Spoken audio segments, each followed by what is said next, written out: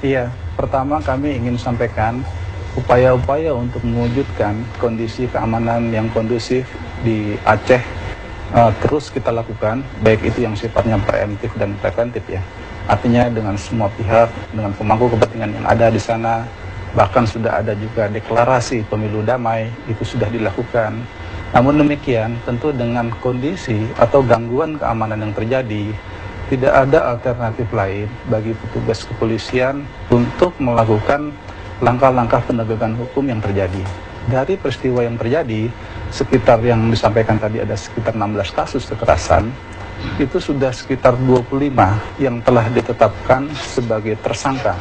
Baik itu yang terjadi di beberapa wilayah ya, baik itu di Lek Sumawe, di Biren, dan sekitarnya. Jadi kita terus berupaya memaksimalkan penegakan hukum.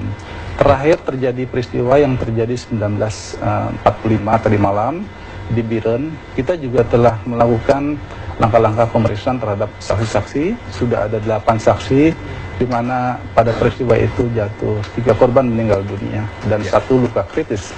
Jadi langkah-langkah ini penegakan hukum yang dilakukan oleh Polda Aceh dengan dibantu oleh tim penyidik dari Bareskrim Polri ini sedang berlangsung. Jadi kami mohon kepada masyarakat tetap memberikan kepercayaan kepada penyidik kami untuk melakukan langkah-langkah secara maksimal.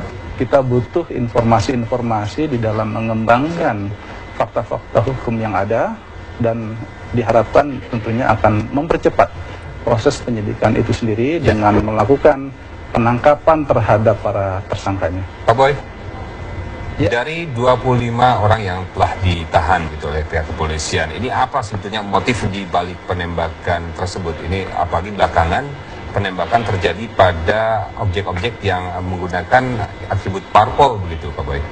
Iya, dari beberapa peristiwa itu, baik itu penembakan terhadap orang, pengerusakan terhadap pos partai, ataupun penembakan terhadap kendaraan, memang patut diduga di situ memang ada motif berkaitan dengan politik.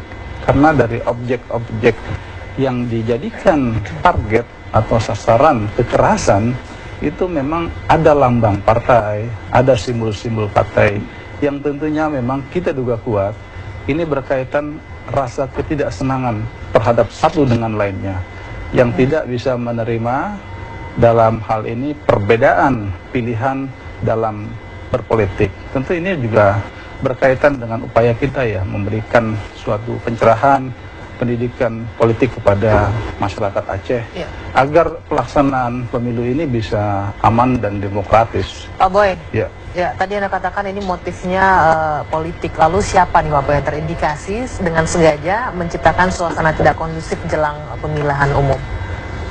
Iya, kalau dibilang siapa, yang jelas orang-orang yang terkait dengan kekerasan itu kita proses secara hukum, tentunya berdasarkan fakta-fakta yang ada. Yang jelas mereka melakukan sesuatu sebagaimana yang tertuang dalam fakta-fakta yang ada. Artinya, apakah partai politik tertentu ada Pak Boy atau mungkin memang pihak lain, oknum-oknum yang memang menciptakan suasana tidak kondusif? Ya, proses penyidikan memang masih berlangsung. Kami tidak bisa langsung menyimpulkan bahwa pelaku ini berkaitan dengan partai-partai tertentu. Tetapi biarlah kita lihat sendiri nanti faktanya seperti apa di sidang peradilan. Tetapi yang jelas kita menginginkan mereka yang melakukan tindakan kekerasan harus dimintai pertanggungjawaban secara hukum. Dan tentunya ini kita sangat memerlukan dukungan dari masyarakat Aceh sendiri. Dan kami akan melakukan upaya-upaya hukum itu secara objektif, transparan, akuntabel, dan apakah berkaitan dengan partai. Kami mohon tunggu di sidang peradilan terhadap fakta-fakta yang akan dilihat nanti. Tapi ada jaminan dari pihak kepolisian ya Pak Boy kalau masyarakat di Aceh bisa melakukan pesta demokrasi dengan aman? Iya, kita berusaha. Kesuksesan pemilu di Aceh tentu tidak hanya dilihat dari bagaimana aparat bekerja. Itu adalah satu aspek ya yang harus kita maksimalkan. Kerjasama Polri dengan TNI di sana, dengan pemangku kepentingan yang ada di sana, dengan masyarakat Aceh. Jadi masyarakat sendiri memegang sangat peranan yang sangat penting agar suasana berlangsung secara demokratis menghargai perbedaan pendapat yang ada, dan menjauhkan cara-cara kekerasan dalam berdemokrasi. Ini yang harus kita lakukan, pemberian pendidikan politik kepada masyarakat di Aceh.